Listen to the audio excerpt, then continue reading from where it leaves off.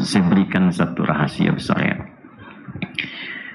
Tapi tolong janji, kalau begini cara sholatnya, tuntas semua persoalan. Dan doa cepat terkabul. Apapun yang ia minta sekarang, aku akan kabulkan. Komitmen ini ketika hamba mulai mengucapkan dalam sholatnya, masuk pada kalimat.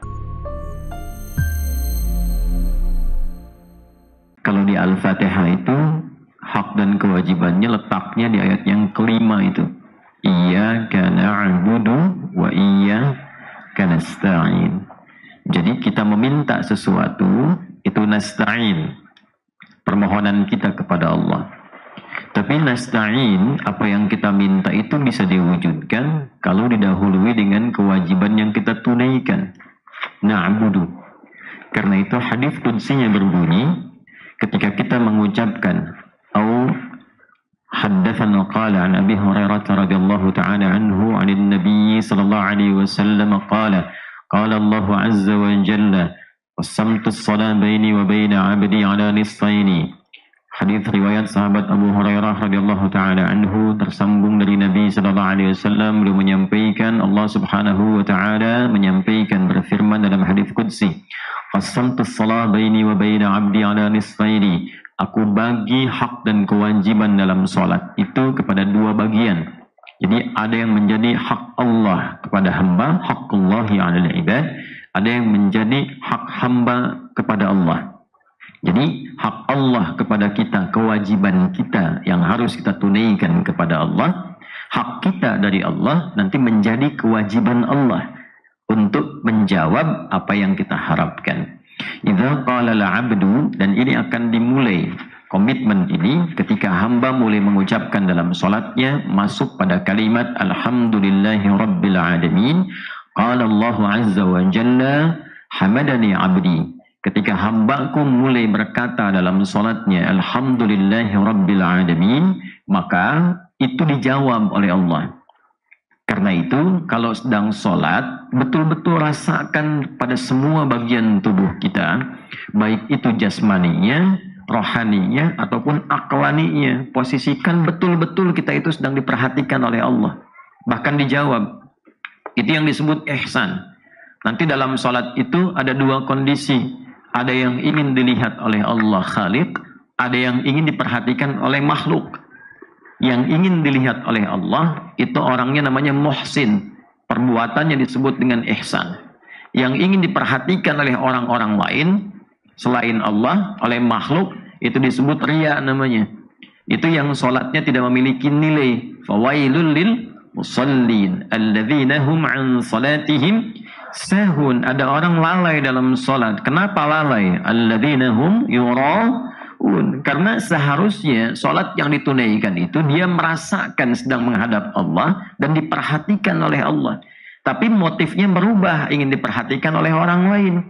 Karena tahu ada atasan itu ke masjid, maka dia pun ingin dilihat oleh atasan bahwa dia pun sholat.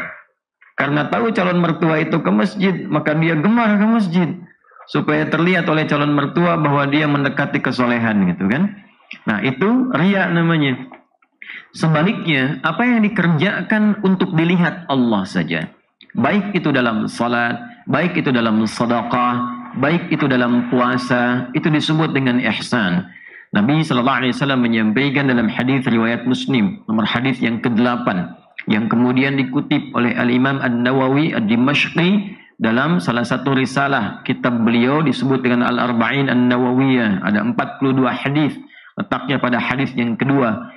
قال عن أبي حفص عمر بن الخطاب رضي الله تعالى عنه بينما نحن جلوس عند رسول الله صلى الله عليه وسلم إذ طلع علينا رجل شديد بياض الثياب شديد سواد الشعر لا يرى عليه أثر السفر ولا يعرفه منا أحد فجلس إلى النبي صلى الله عليه وسلم فأسند ركبته إلى ركبتيه ووضع كفيه على فخذيه فقال يا محمد أخبرني عن الإسلام فقال الإسلام أن تشهد أن لا إله إلا الله وأن محمد رسول الله وتقيم الصلاة وتؤتي الزكاة وتصوم رمضان وتحج البيت إن استطعت إليه سبيلا قال صدقت فعجبنا يسأله فيصدقه كما قال عمر بن الخطاب رضي الله تعالى عنه فقال يا محمد أخبرني عن الإيمان iman. Faqala al-iman an tu'mina billahi wa malaikatihi wa kutubihi wa rusulihi wal yawmil akhir wa tu'mina bil qadari khairihi wa syarrihi. Qala sadaqta. يسأله وعجبه فيسأله فيصدقه عجبنا عنه يسأله فيصدقه فقال يا محمد أخبرني عن الإحسان قال الإحسان perhatikan أن تعبد الله كأنك تراه فإن لم تكن تراه فإنه يراك. Jadi orang ihsan itu menjadikan semua aktivitasnya sebagai ibadah. Perhatikan cara menerjemahkannya. Anta'budallaha. Engkau menjadikan semua kegiatanmu sebagai ibadah karena Allah. Karena kalau baca terjemah biasa, terjemahnya begini. Engkau beribadah kepada Allah. Tuh. Beda nggak artinya? Engkau beribadah kepada Allah dengan engkau menjadikan semua kegiatanmu sebagai ibadah karena Allah. Jadi bukan hanya sholat saja. Bahkan bangun tidurnya sudah ibadah, makannya ibadah, berpakaiannya ibadah. Ya, karena memang kita diciptakan untuk ibadah. Kalau ada satu detik pun berlalu dalam kehidupan tidak menjadi ibadah, maka rugi itu. Nah, itu yang dimaksud surah ke-103. Wal 'asr innal insana lafi khusr illa alladhina amanu wa 'amilus shalihat. Amilus shalihat itu ibadah. Jadi kalau sudah diberikan kesempatan waktu asar untuk beraktivitas 24 jam dalam sehari, ada 1 jam nggak jadi ibadah, itu rugi. Karena nggak punya nilai saat pulang. Dunianya mungkin dapat, tapi dunia saja. Ketika meninggalkan dunia, itu tidak punya nilai, value akhiratnya tidak ada. Gitu ya?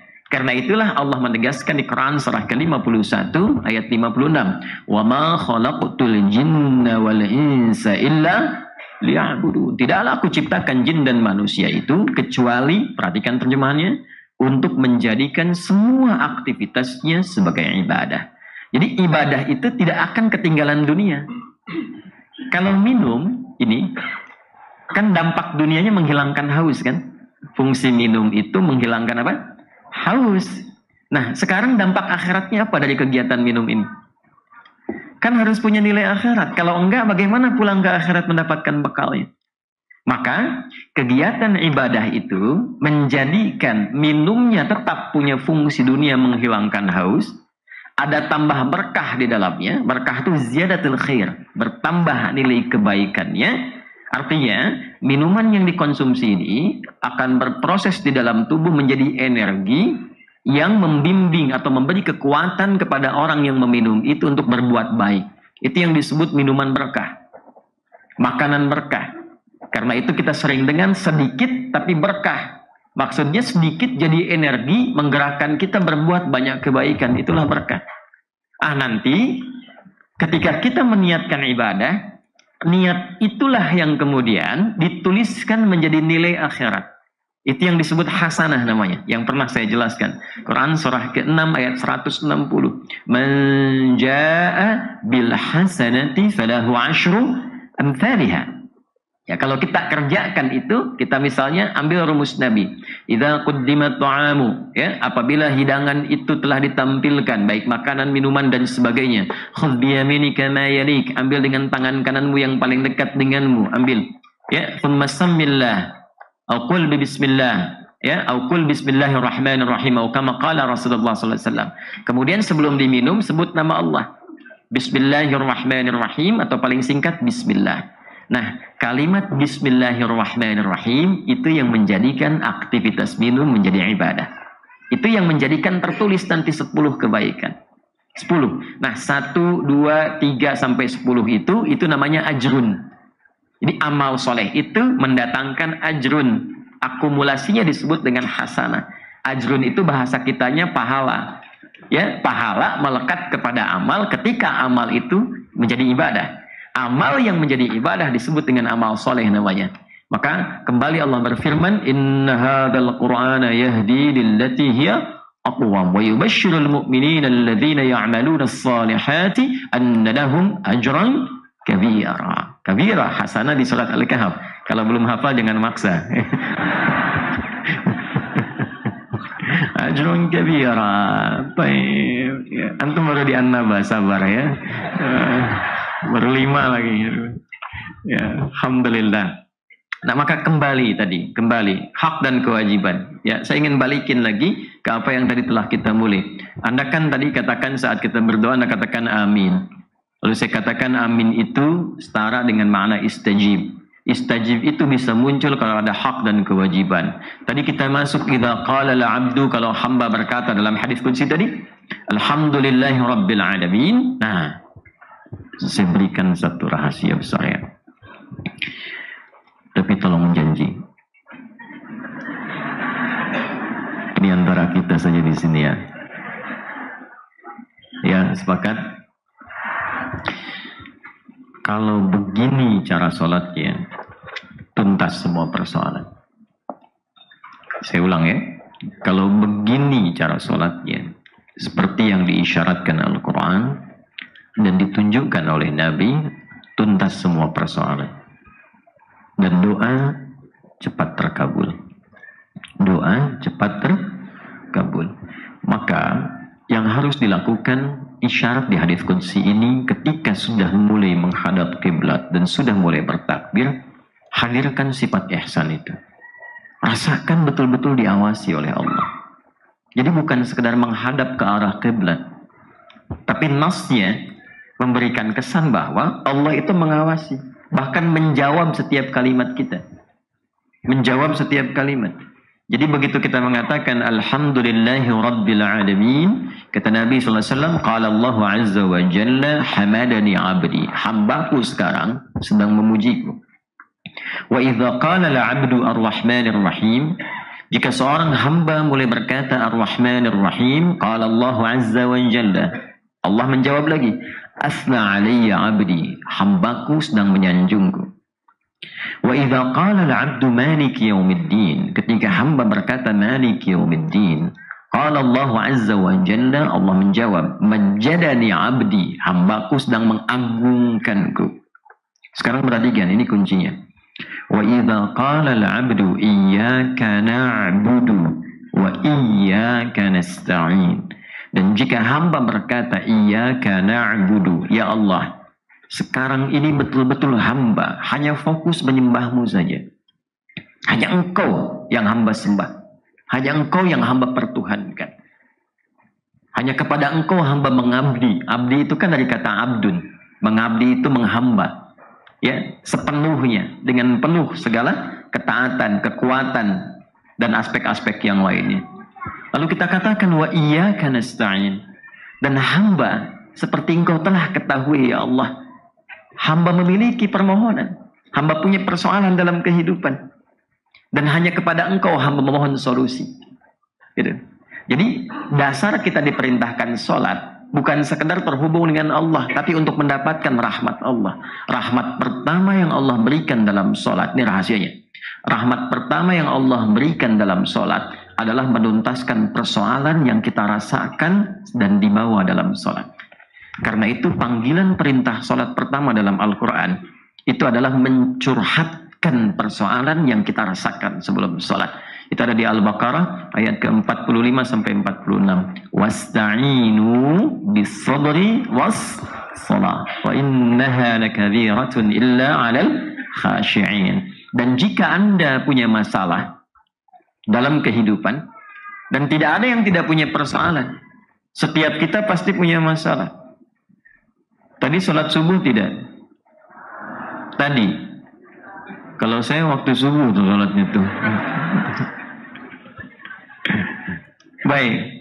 Saat tiba waktu subuh, 4:06 sholat subuh kan? Baik. Dari subuh ke sekarang jam 8:10. Ada masalah nggak? Pasti ada. Nggak mungkin orang hidup nggak punya persoalan. Wajah-wajahnya kelihatan. Pasti ada. Nah, dari subuh ke zuhur itu sejatinya kita diminta datang menghadap Allah. Ada masalah apa?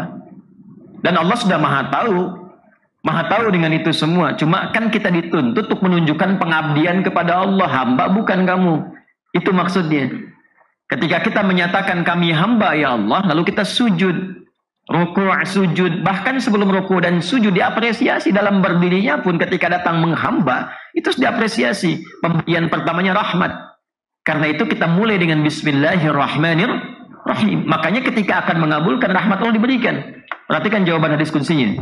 Hadza baini wa baina 'abdi wa li 'abdi ma sa'al. Ini perjanjian komitmen antara aku dengan hambaku.